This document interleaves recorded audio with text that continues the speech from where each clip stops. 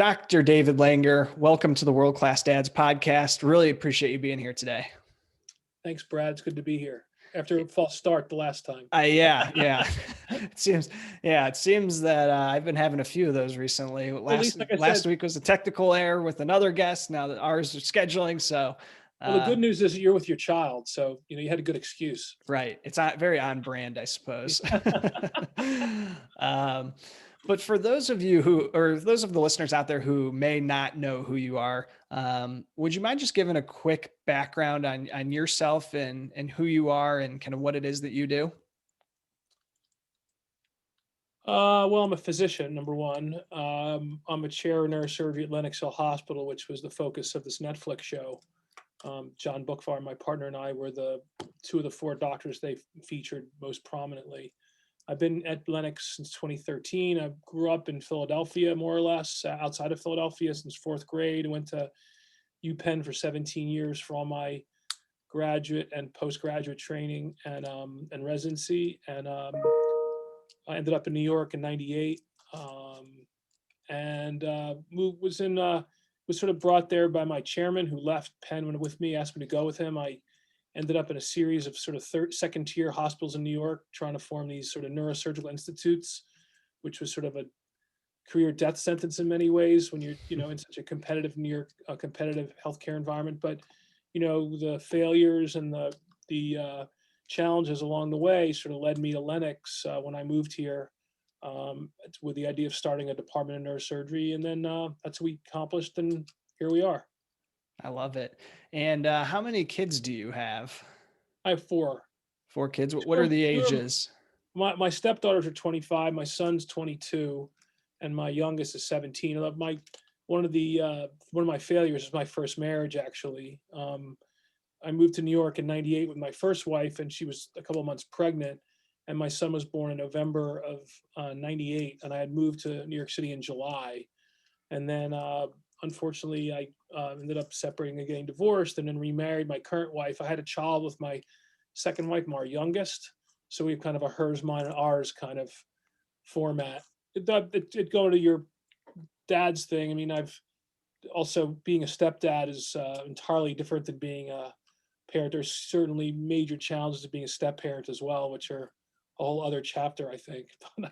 Overall, it's been between going up New York City, raising kids in New York City, and all the complexities of developing a program and practice here. It's been quite a ride. Yeah, and that's one of the reasons I started this podcast, was to talk to folks like yourself and dads like yourself who have kind of balanced that, having that drive, that professional ambition to do, really big, impactful things, but then still maintaining that focus on being a good dad when they go home. So from your perspective, how have you approached that balance or integration, or however you view it, with your professional life and ambitions and then being a dad?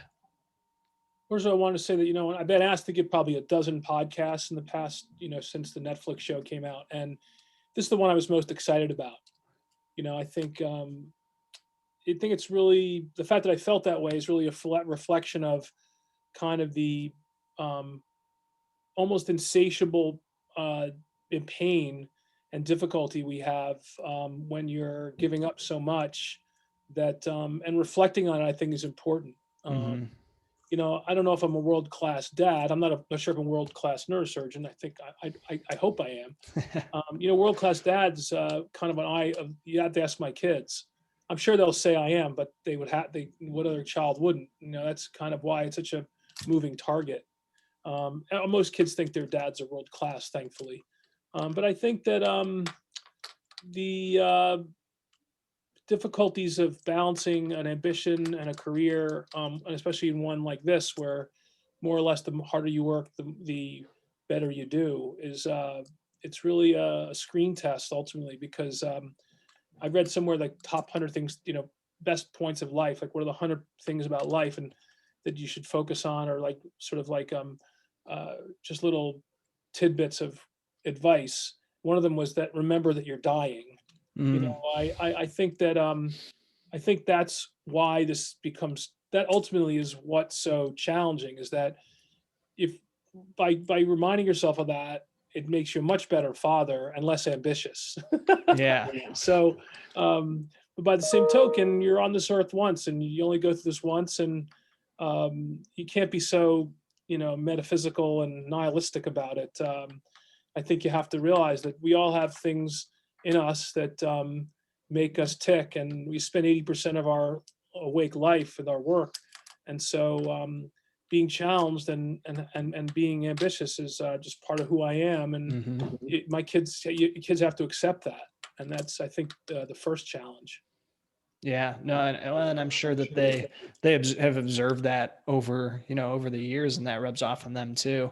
And I think that, that was one of the things that has always fascinated me, and especially now as a younger dad. So my daughter's only one, but time management has always been this thing that I've tried to figure out. But then you throw kids into the picture and it's like, well, screw everything, all the theories you had or everything you were doing before. Now it's a whole nother ball game, a whole nother element of life. So especially like that dividing line. I've had different people on the podcast share different perspectives of when you're at home, you turn off work, or there is no turning it off. It's a work life integration. There is no balance. Where do you fall in that line? Is it a clear line between when you're at work and when you're at home, or does it kind of bleed over? To me, I don't think there's such a thing as work-life balance. I've said this before, because I think if you're doing what you love to do, it's your life. Mm-hmm. My work it's not work. I mean, if this is a passion, it's a motivation, and my kids know that. I don't try to bring it home with me. It comes home with phone calls and patients or emergencies and things like that. But I think that I tell my kids, I used to joke with my son, what a clerk like to be. If you don't go to school, you're going to be like a clerk. Someone sitting at a desk and waiting for coffee hour and waiting for 5 o'clock to roll around. I don't wear a watch on purpose. I mean, I never, time is really not an element of what I do, and I'm here to do what I have to do, and then I go home. Mm-hmm. I think that it's not the best uh, work for time with your kids. Sure. I think that there's an incredible insecurity that we have about being balanced and being efficient, and like you said, uh, being organized and having some organized approach. And I've taken a bit of a contrarian view of that. Um, I do think that sometimes the harder you try, the harder it is. And this didn't come really from the beginning parts of my being a dad. I mean, everybody when their kid is born wants to be that, I think, unless you didn't mean to have your child, or you just have no like, You're an asshole. yeah, you're a selfish jerk, which they're out there. But I think if your child is born and you have that intent, that's just the very first thing. I think most of us have that in us. We want to be a great dad. The problem is that for me it was really an evolution, Mm-hmm. and I think it's not what made me a great dad. It's how I learned how to be a father. I'm not sure if Mm. I hope I'm as great as I can be. I know I haven't been perfect. I do think that the first inkling of this was after I got divorced. I found, divorce can be a very, very good thing for being a father, by the way. Mm. Everybody talks about the pain and suffering children go through divorce. Well, kids go through the pain and suffering in non-divorced families. And, I think when I was doing that, I was still even more, passionate about how am I going to, protect my child from this terrible thing that happened to me and that I created. We tremendous amount of guilt. And I think that there were a couple different points. One, as far as the divorce goes, is that divorce forces you to take that time, because Mm-hmm. all of a sudden I'm a single dad. I'm taking care of my son by myself. I couldn't rely on my partner. There was no, I could do this tomorrow. So there was a lot of value to that. I mean, I had to put, every other weekend aside for my son, regardless of work. And when he was little, I'm sure, especially seeing how I behave with my daughter, who's from my current marriage, you just don't do the same thing. When you don't have to do that, when your spouse is around, they fill in the edges. When you have no one else with you, you're given a rare opportunity to, really have an impact at a very young age, changing diapers, because that's what your job is at the time. Yeah. Like my daughter, I didn't do as much. My wife's ex-husband, I'm very close to, is incredibly close to my stepdaughters. He went, went through cancer, and did all this stuff, and he's, put everything aside for them when they were home with him. So it's very hard to do that sometimes when you're in an intact marriage, because there's two of you, you have a partner, and finding those special times and those alone times, especially when the kids are little, is rare. It doesn't Right. happen that often, but it sort of sets you up. I think that was the positive. I think the negative thing that I went through was the realization, especially with a dad and a son, was this kind of like overwhelming feeling of wanting him to be able to either somehow do the things that I wasn't able to do, or fulfill the things that I thought would be good that I wished I'd done. Mhm. This is a very common thing, I think, in fathers. It's just, frankly, I think if you look at Hollywood, all the, there's so many father-son stories, Star Wars being obviously an obvious one, Yeah. where the father has a certain expectation of their child. And I think especially of accomplished men, or women for that matter, sons, when all your accomplishments are very challenging for a young boy. My son was not a superstar student, and obviously I'm a freaking chairman of neurosurgery somewhere with a bunch of diplomas on the wall, and I've done a lot academically, and my son was struggling in his private school. New York City private school system is just really challenging, and I was with a therapist. I was going to therapist myself originally from my divorce, and then sort of kept going, and I told him about Ben, and I ended up bringing him to see Ben, bringing Ben with me once when he was only about 10 or 11 years old. He stopped going to school. He was really difficult behavior wise. He was really struggling. It turns out he was in the wrong, just was really shutting down. And of Mm. course, I blame myself, my divorce, not being there, blah blah blah, which is sort of typical. But when I went to see my therapist, he said to me, he said, Dave, the problem isn't um, your son, it's the school. And can I give you one other piece of advice? Let your son make fun of you. Mhm. Let him see you fail. Those two things changed my life. It changed my life as a parent. It changed my son thinks I'm a freaking idiot.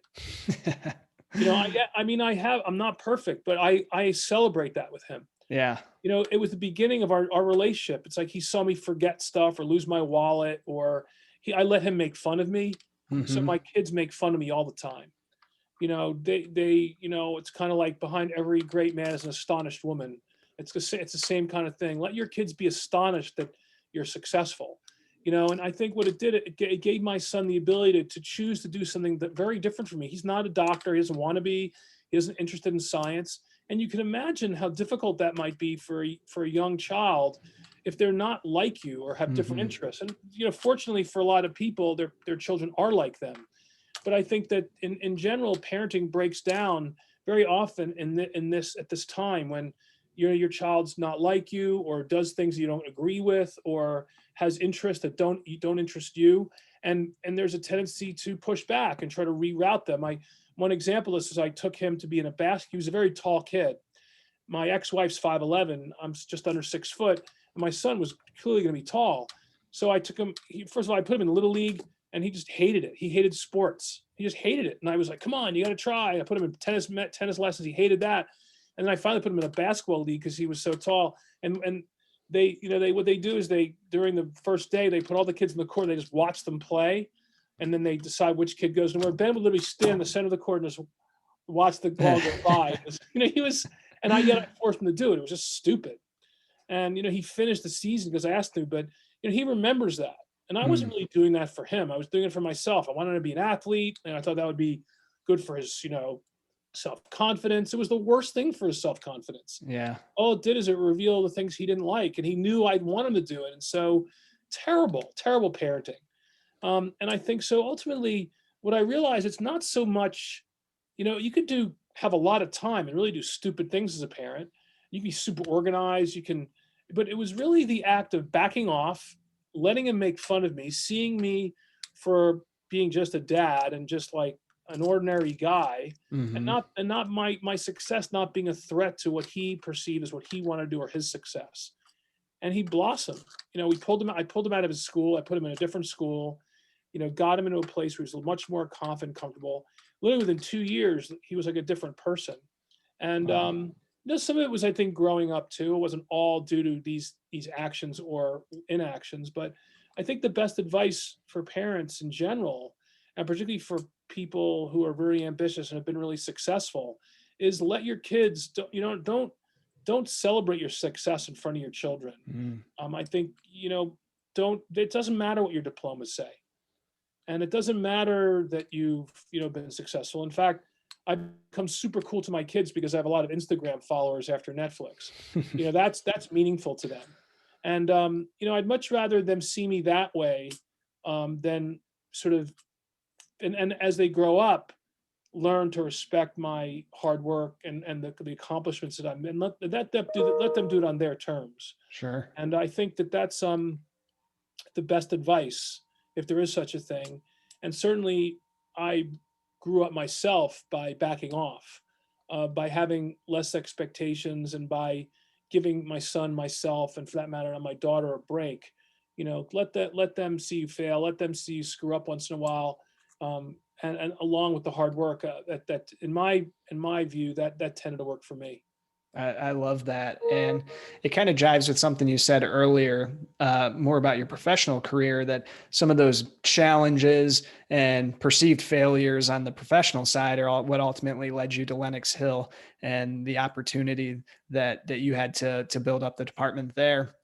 And it kind of reflects that in your personal life as a dad too. The challenge is what opened your eye, and the perceived failure at the time is what opened your eyes to that growth, to being a better dad. Are there any other examples of that pop into your mind, of, a challenge you may have faced as a dad that ultimately led to personal growth to make you a better dad, that some of us younger dads might learn from? Well, I do think that the most important thing you have to do is, accept your child for whatever they are, you know, guide them, but don't force, there's, if you can't approach your parenting like you approach your career. Hmm. Your career is pretty much on you. There's not somebody on the other side who's, there are challenges and there are personalities, but ultimately, you have to manage up, you have to learn how to manage down, and usually the harder you work, the more it pays off. In general, that's the truth. If you can Hmm. outwork everybody, you're going to do fine. You may not, there may be people more successful than you. I mean, I always tell I was a rower in college, and I always say, never look out of the boat. When you're rowing, keep your eye in the boat. You don't want to look at your competition. It's only going to slow you down. Focus on your own work and pull as hard as you can. If you don't win the race, you rode the best race you could. That's all you can Mm. do. So that there's an element of that, at least in your professional life. You know, be, Parenting is, just because you work harder at it doesn't necessarily make you any better. Right. Sometimes doing more is actually doing less. Sometimes doing less is doing more. It's like Hmm. totally, it's totally counter to, some of it amazes me sometimes that, I think sometimes leaving your kids alone is the best thing you can do. Sometimes just not being so anxious about them. The kids pick this up when you're super anxious and worried about them. They feel it, and you have to trust them. Mm. And some of it's just honestly utilitarian for my wife and I, because we're both full-time physicians. We both work full-time.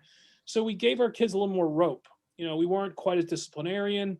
We let them, we let my daughter alone when she was younger than anybody else would, because we would go out for dinner, and we live in an apartment building, and, we have a full-time doorman downstairs. It's like, what's the worst thing that can happen? And, kids appreciate that. You don't put them in harm's way, but you trust that they have competence, Mm. and they kind of, as opposed to just being hovering all the time and calling all the time, and are you okay? And of course I'm okay, mom. Like, but it may not seem a lot of people do that to show their love. That the anxiety is because they're afraid that if they don't show their kids that they care, they're going to be upset with them, or they're not going to love them back. I would take the contrarian view and say, you know what? My kids know I love them. If I don't call them every day, they don't like blow their brains out, and they trust that I'm there for them. When they have a problem, I'm there. It's, if they need me, I'm there. If I'm not there, it doesn't mean that I'm not there. It just means I'm not there. And Right. I think that there is an element of it's quality time. Maybe people always talk about that as a time or quality time. It's a little bit of both. I mean, if you're absent, you think you're going to show up every, 3 months and it be quality time. I'd say you're probably wrong. If I failed as a father, the things I haven't been as good at, I haven't had, probably as much conversational time where I've really, listened to my kids sometimes. I've really tried to get better at that. And because I'm tired a lot when I get home. Um, and the way the world works now with social and with the way kids behave, there's this idealistic version of, everybody around the dinner table every night, and everyone's having incredibly intense conversations about, like, whatever, this or that. It just hasn't happened. Mm-hmm. um, but I do think that the aspect of giving yourself a break, not being so hard on yourself, and therefore giving your children a little bit more breathing room. Anxiety is a terrible thing. Helicopter parenting and all this stuff. It's kids, they box, they get to college, and all of a sudden they don't have a confidence themselves socially. And I think that my daughter, for example, she really struggled socially in middle school, like all kids do. Yeah. And and this is my daughter, where, if I was divorced and it was my daughter, I would have blamed myself. Well, I couldn't blame myself. So of course well, maybe it's something about both my wife and I both work, and we're not, Mm. this is the crazy nature of our brains. But, my daughter went through a lot, and we talked to her, and we were there for her, and we, you know, helped her get new friends, and she had to do all this herself. And, she came out the other side she made a lot of tough decisions.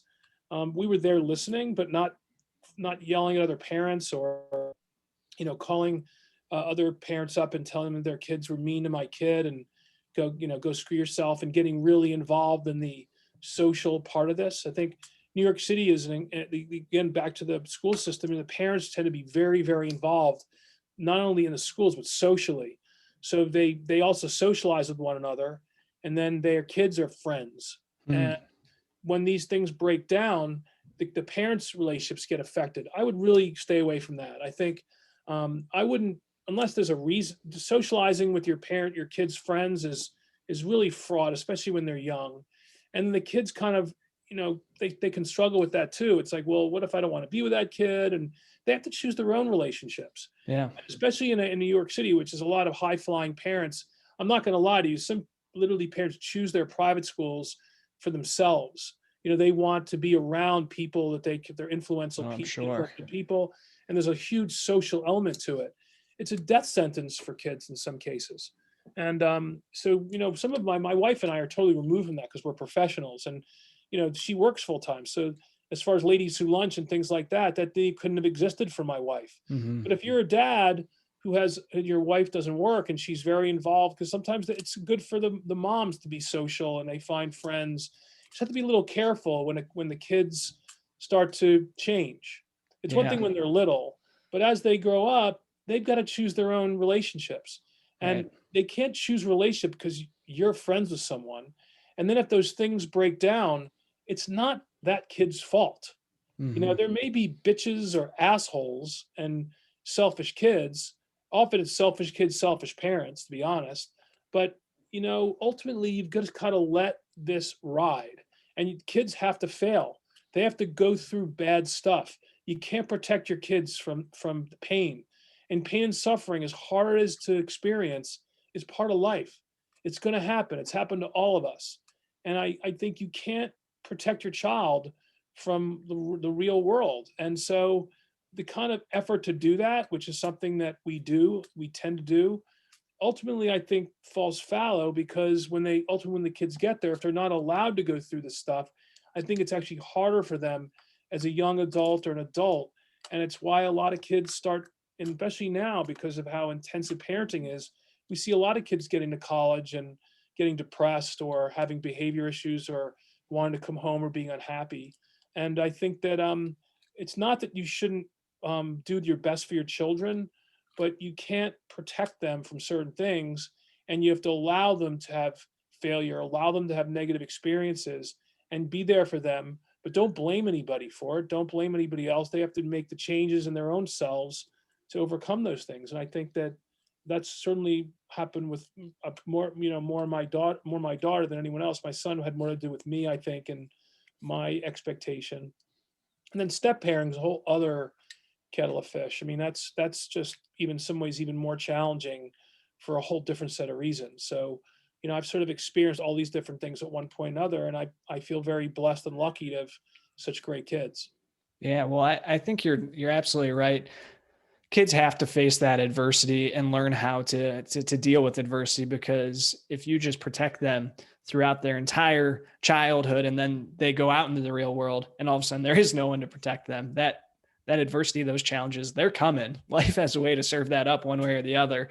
So if they don't know, if they don't have any of the skills or haven't seen it before, then they're in for a world of hurt, unfortunately.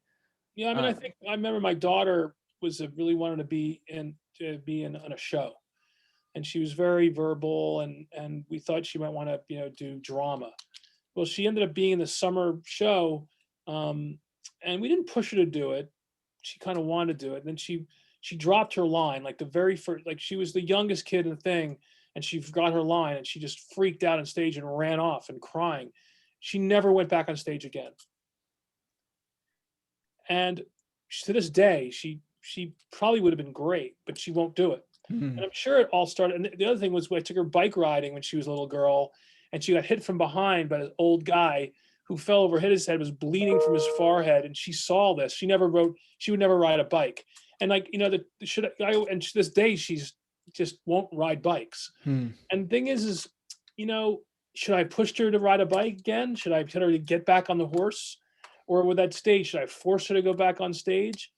These are decisions you make as parents all the time. These were major adversities, these traumatic events. And I think that they're just as likely to end up negative as positive. And so you have to sort of just trust your instincts on it. And I tend to be, at this point, I'm really non-scientific about it. I don't read any books. You got to trust yourself, and you have to just take your own ego out of it and stop trying to be the best parent, and Mhm. stop trying to have the best kid. Yeah. Or, if you just got to let your kid be your kid. Unfortunately, a lot of reasons why parents fail, they're too busy worrying about their kids being great. Mhm. And that's tough on the kid because they know that. And your expectations can be very traumatic. So, it's not prescriptive. You have to sort of trust your instincts. But I think if you have some basic tenets of like letting your child fail, letting them be who they are, not comparing yourself to them. If you can use those as like the concrete underneath, it's a starting point, and then it gets more and more complicated from there. Yeah, no, you're not wrong, and I think that that's awesome advice just for building that foundation.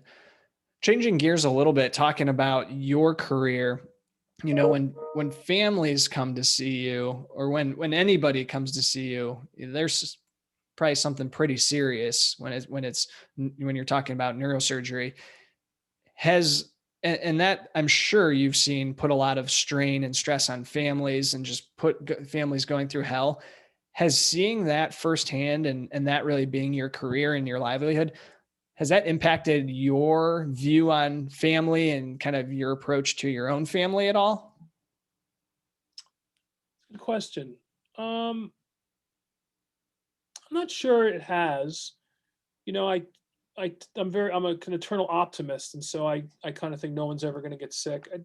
It's always amazing when my kids haven't had a problem how it's so emotional. Like seeing I had to take my daughter to have her strabismus fixed, and it was so emotional about it. It's when you hand your child over to a physician, it's a unique. So if anything, I haven't brought so much to home as I've been more when I'm taking care of someone's child. I have a real respect not only for the what I'm doing, but also for the it's a parent who's chosen to put their child in my hands. Mm, That's a remarkable thing. You're giving, you have no control. You're giving up something of yourself, but and they're putting their trust, and you don't love your anything more than your own child. I mean, I would hope most parents love their kids more than themselves, mhm. and so that there's a certain amount of responsibility that comes with that. One of the things I've done from the beginning is set up this IT company. It's called Playback Health.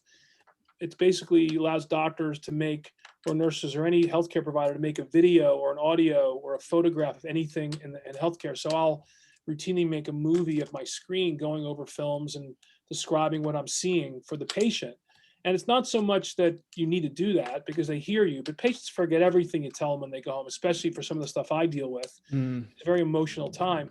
Well, it's bad enough that they can't remember themselves when they go home and their children or if they're kids, their parents, ask them, what did the doctor say? Now they have this tool where they can just play it back for their families. It's awesome. And I think that I've had a couple of experiences like this where I had a woman from Delaware who she was actually the focus of a Northwell TV ad because of this, and she had this huge aneurysm, and it was terribly complicated, really sophisticated surgery, and it was I went through the whole thing in a movie, and before they had the surgery, she called me and said, "Look, we're coming." She had shopped around a little bit.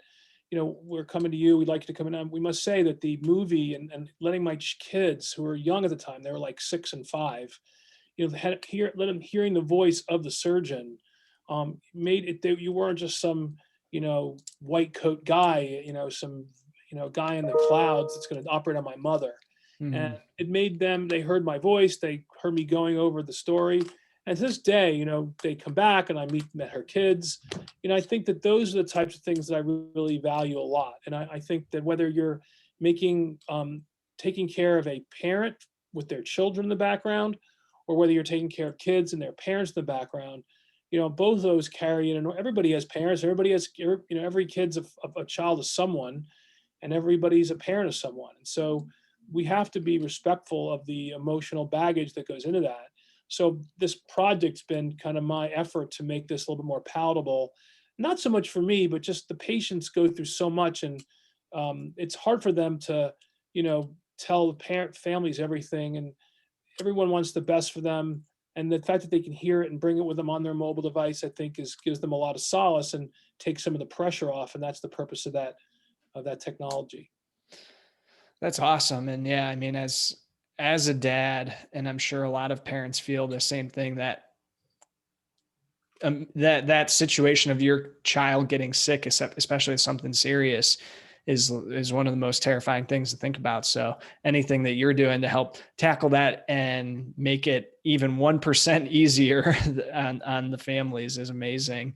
I'm curious that talking through families who you've seen go as patients before, are there different reactions from parents that you've seen that you think are more beneficial for the kids who might be the patients in that situation? Well, I don't do a ton of kids. I used to do more before I came to Lennox, because we don't have a pediatric Okay. hospital here. Um, in general, I think it's I enjoy it, but I could never do it solely. Yeah. It's too emotional. Yeah. It's too I can only much. And imagine. I don't know how people do like pediatric heart surgery and pediatric neurosurgery. That stuff's just. I mean, you have to be a little bit. I don't think you can really. Um, you have to separate yourself a little bit from it, Yeah. I would imagine.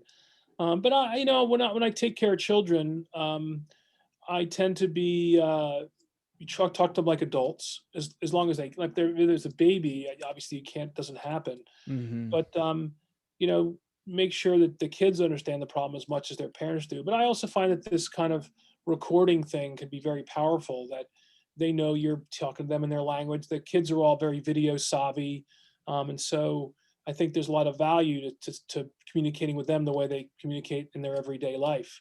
And yeah, I think that the neurosurgery, especially, some of the things we deal with are pretty dramatic, and so you just softening that any way we can, I think, is our responsibility. Yeah, absolutely. And I read somewhere, or it may have been even on the show, that your father passed away, I believe, of a stroke. How old was he when he passed? He had a stroke when he was 45, and his life really ended then. He lived for another 7 years. They actually I misquoted myself in the show. He died when he was 52, but he was basically when his stroke when he was 45, he was never the same. He couldn't move his left side. He was in a wheelchair. He was very depressed. So his life ended in some ways when he was 45. I tell people, frankly, my relation with my father got a lot better after he had a stroke in some Oh ways. wow. I didn't, my dad was a hard charging cardiologist, very ambitious himself, went to Harvard Medical School, super bright. I don't think he had, the emotional intelligence that I do. Mm, I think I don't think his relation with my mom was tough, especially after the stroke too.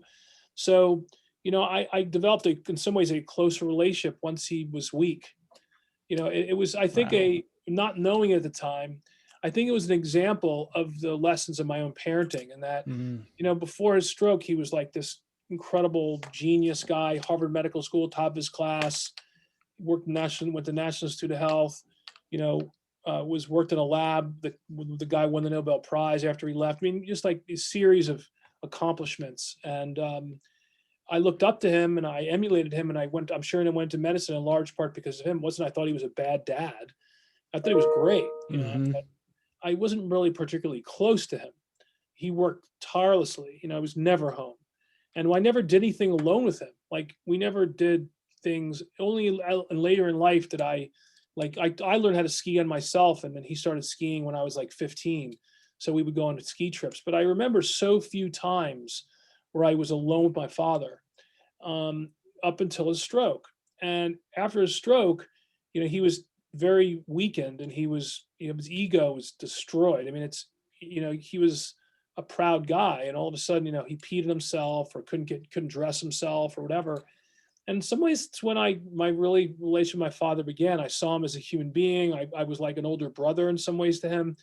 And I wouldn't recommend having a stroke, but I think not realizing what was going on, I think that it just shows, like, you know, showing weakness and showing um, lack of strength and showing humanity and needing your children, was really what I experienced. And I didn't have a stroke, at least not yet. But I think ultimately what I sort of fell into accidentally, just because of talking to a therapist, was that that's important. Hmm. Like, you don't necessarily have to get sick to do that. It's really, let your kids see you weak. Let them, because they only see you as strong, and they are amazed, I think, when they notice that you're just a human. And it gives them, and it's empowering to them. And even this weekend, I always take my son away on a trip alone. And I took him and his best friend this past weekend. I'm vaccinated, and I figured I'm going to take him skiing. So we went out west, and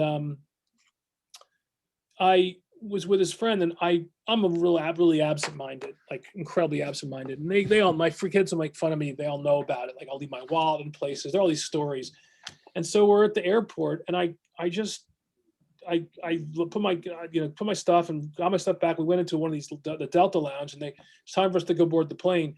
And I'm looking around, and I can't find my vest. I have like a vest. I was like, Ben, I can't. We're looking all over the place. And he starts to laugh, and they're like giggling. He and his friend are giggling like I lost my vest. And I realized I must have left it at security.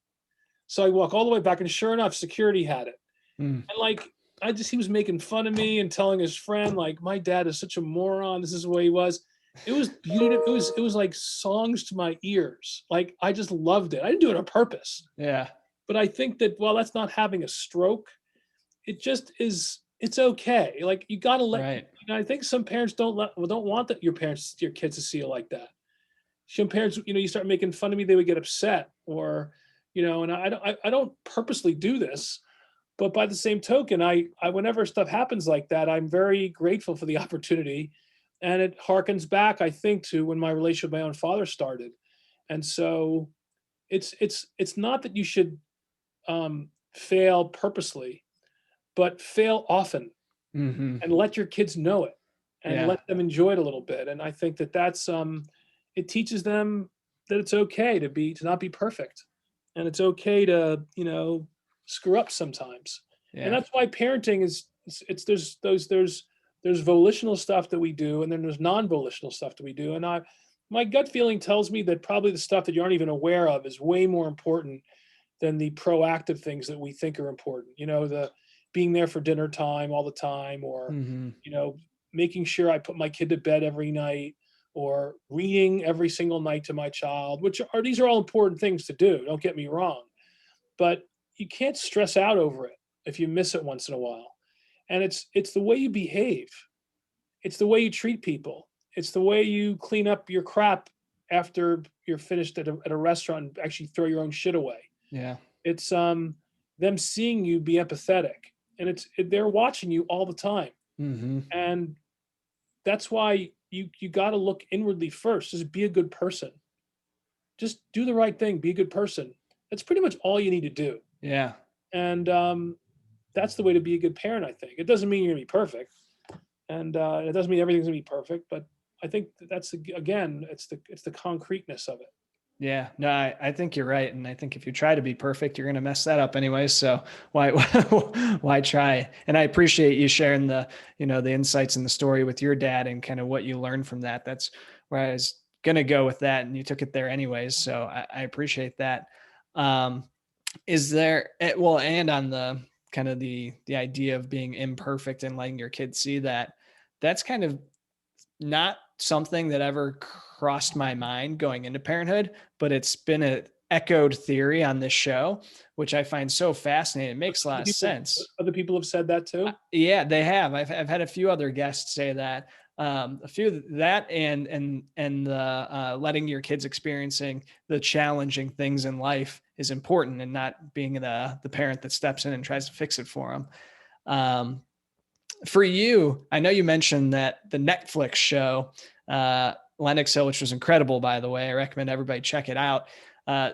Your kids, now that you got an Instagram following, they respected that. But is there anything else that's changed for you, personally or professionally within your life? Well, the funny thing was, my daughter, who's a huge Grey's Anatomy fan, obviously my kids knew this was coming out. They didn't know what it was going to look like. I had actually taken my daughter to see a Grey's Anatomy set about a year and a half ago before the show came out, because a buddy of mine is their medical consultant. Okay. And so she's a huge into like TV doctors. And so we're watching the first episode together. I'd seen all the episodes ahead of time. When it came out, we were all excited, and it was on Netflix, and my face is the poster, and it's crazy. So she started to cry like 10 minutes in. I had to pause. I'm like, what's wrong? Like, my daughter's really emotional. Yeah. They're not going to like you. You're mean. I was like, oh my God.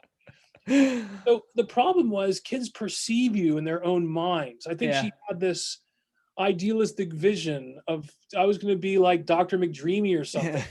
All this, she had, from watching TV and watching doctor shows, she thought I was going to be that guy. Yeah. And the fact that I was just like a little hard-assed and had and was firm, Yeah. she thought people were going to see me as mean and not going to like me. I said, look, hilarious. This is Molly. Let me tell you something. I was like, real life's different. Yeah. I'm not being mean. It's part of my world. I'm taking care of really difficult problems, and I'm very hard on myself, and I'm hard on the people around me. And it's important to recognize that that's not mean. That's part of taking this kind of unique responsibility. And after that, she was fine. And I must say, though, I developed a pretty profound respect for actors.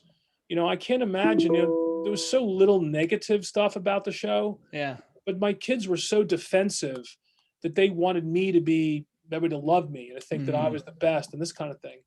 And, luckily, pretty much everything that came out was positive. But I think that it must be awfully difficult for actors and actresses who have a bad review or need positive feedback to be successful. Yeah. And it must suck. And I think that celebrity is really brutal. Not that I'm a big celebrity, but I tasted it a little bit. People recognize you, and you get fan mail or fan email or whatever. And I think that if you need that, and I told my kids this, if you need that for your next job, or need that as a measure of success, it's very, very, very challenging. To almost the point that I get why celebrities are so screwed up. Yeah. Especially in the social media age, where how many followers you have, how many likes you have actually matters. And that's what's even more crazed, is this kind of whole, influencer thing, where your life is based on the feedback you're getting from social. That is cuckoo for Cocoa Puffs as far as being a parent. Yeah. Because how can you possibly, set an example when all you're worried about is being told how great you are? Right. And even if you get there, how does that make a kid feel? Like, how does a child feel who's not getting that attention, where there's all this positiveness to their parents? And it's not a mystery why celebrity kids have a really hard time, and why celebrities have a really hard time. And I'm lucky that I'm able to be like a doctor and a neurosurgeon and run a department, and have this kind of side of me that's had this experience that's so unique. And So it's been a teaching moment for my kids. I'm like, look, it's not that great. I tell people it's kind of like chewing gum. It's like it tastes good when you're chewing it, and then it kind of gets and you got to get a piece of gum. What a After a great while, you analogy. can't. How many pieces of gum can you chew before you're sick of chewing gum? It just gets your jaw starts to hurt. That's basically what it's like. It's like Yeah. it's such a fleeting thing. You get it's the problem with social media in a nutshell is that there's some sort of hormone that goes off when you get all this attention, but it's not. It can't be your North Star. It Hmm. can be your gold star, like things you need to be successful, but it can't be your North Star. Yeah. And I think that in the end, that's been the greatest lesson about Netflix. And for my kids, I think that I did it for them. I wanted them to. I knew we were legitimate, John and I. I knew, because the show started with me. The director and producer came to me. They got my name through another relationship, and I kind of got the whole thing going with the health Mm. system.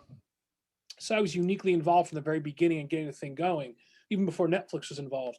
And the reason why I wanted to do it was I saw our children, in both in a metaphorical sense and my own, the influences that they had on their lives, like YouTubers, Instagrammers, the Kardashians, Love Island, The Bachelor, athletes, rock stars. I mean, our society has been consumed by this, and Right. especially in the last 5-10 years with social. These are the Hmm. people that get all the attention. And, given what we do behind our closed doors every day, I felt like it was an important thing for my children to see what we do.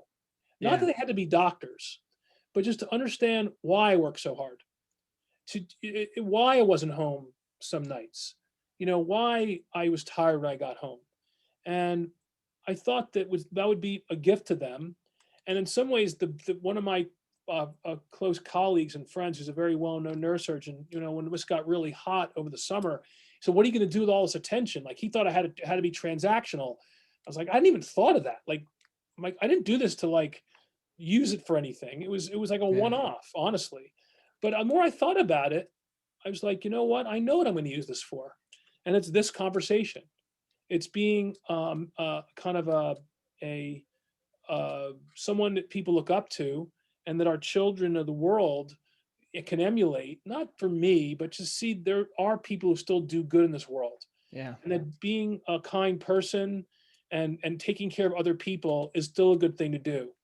And it doesn't mean you're going to get a lot of Instagram followers. It doesn't mean you're going to, people are going to think you're like super cool on TV. It's just odd that the mechanism of what we wanted to have them, you know, use as a motivation was the same thing that you want to have them avoid. Not everybody's going to be in a Netflix show. Right. And so I've had to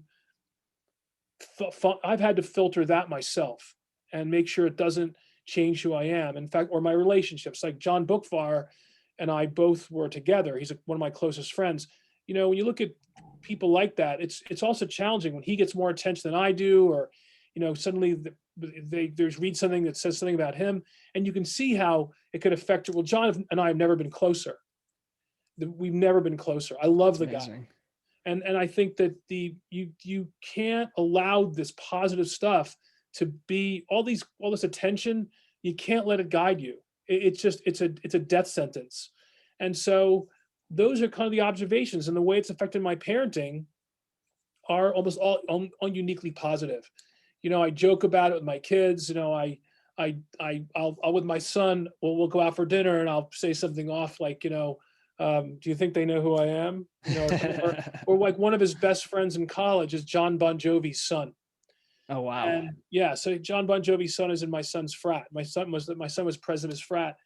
And so, when he met John's son, I said, so Ben, did you tell his son who your dad was? Just like there was, Yeah.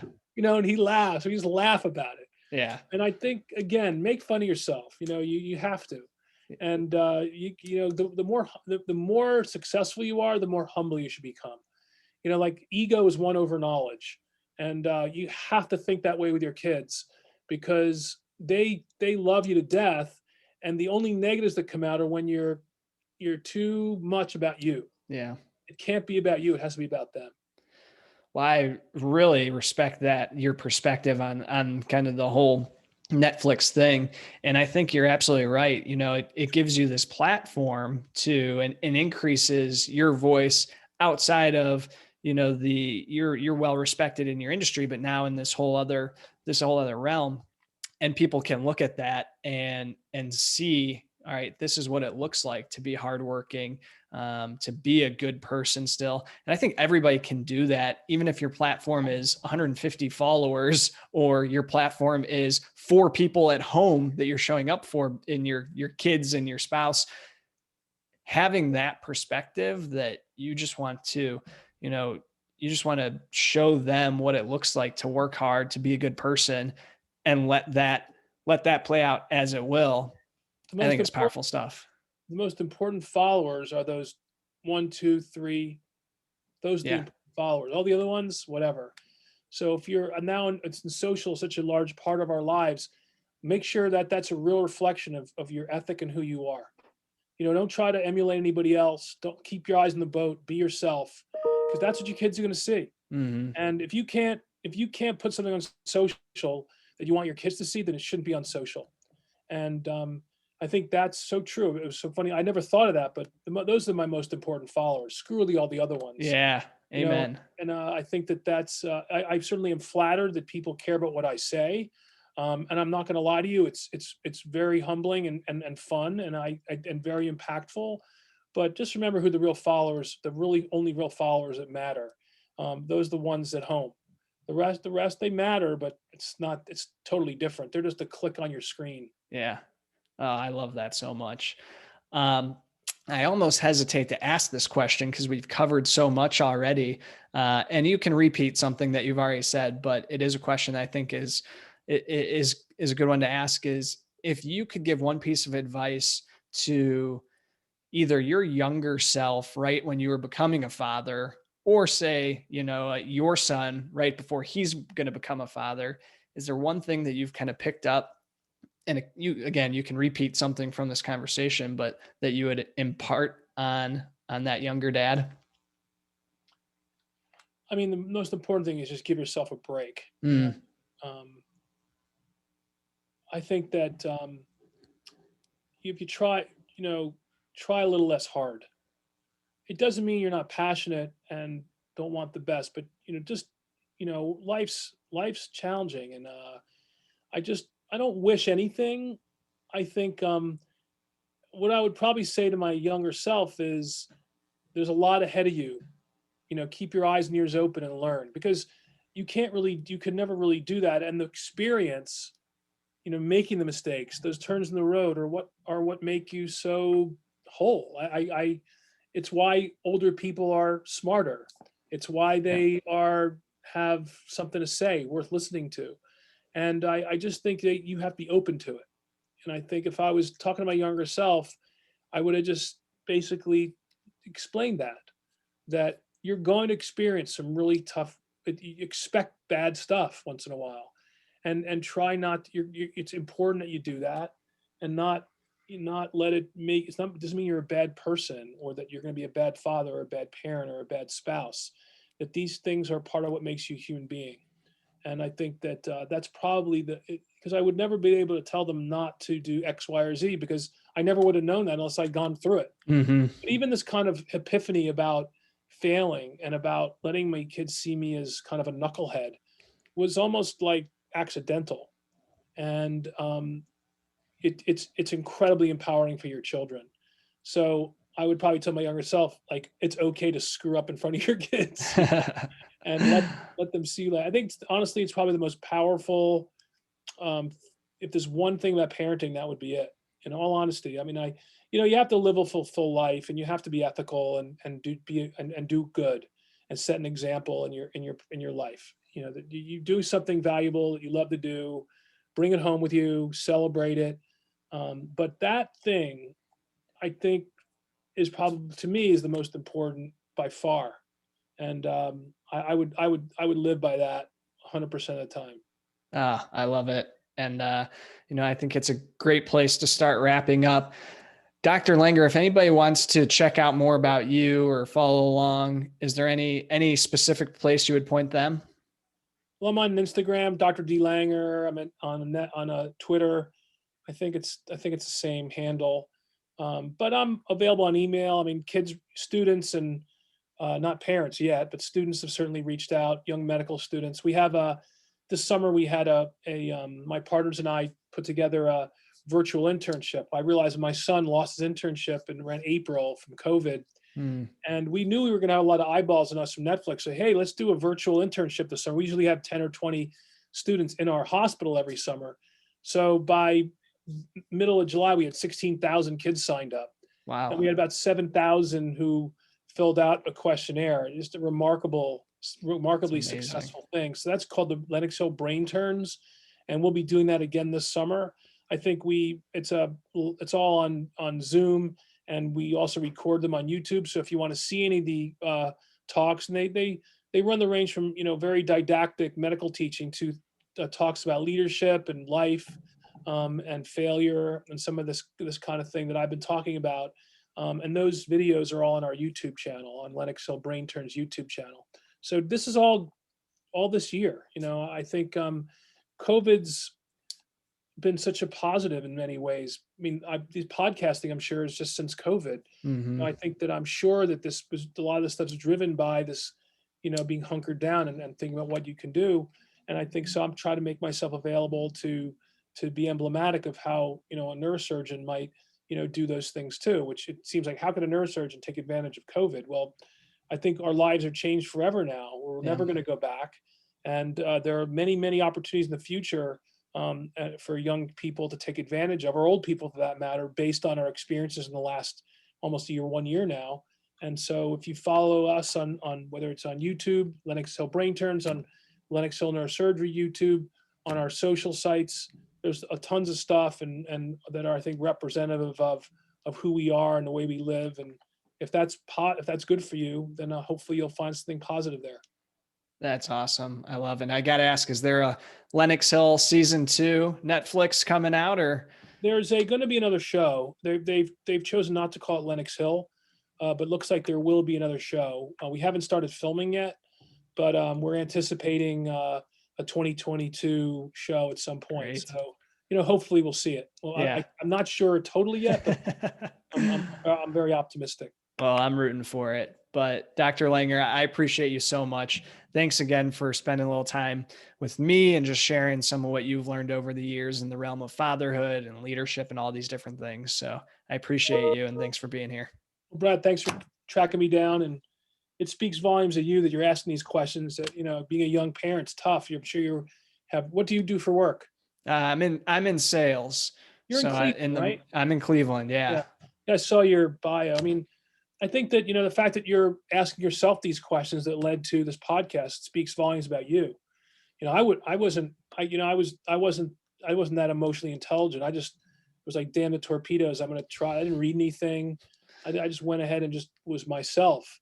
But there's a lot to learn. Other people's experiences. It doesn't mean you're going to be perfect, but I think the fact that you've chosen to do this and getting all this, it's a great learning experience for you, and it's only going to make you better.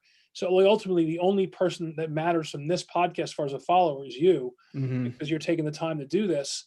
And I congratulate you for really focusing on something that's so personal and just so will resonate with you probably forever. It speaks a lot about you as a person, as a dad. Wow. No, I really appreciate you saying that. And yeah, it all was born out of my own being scared shitless that I was going to mess this whole thing up. So Oh, you might as will. well talk to some smart people. Yeah, that's right. You'll And, screw it and, up. and I just have to let them see it, right? When it happens. So, all right, Dr. Langer, appreciate your time. Thanks. Thanks so Take it much. easy. My pleasure. Take care.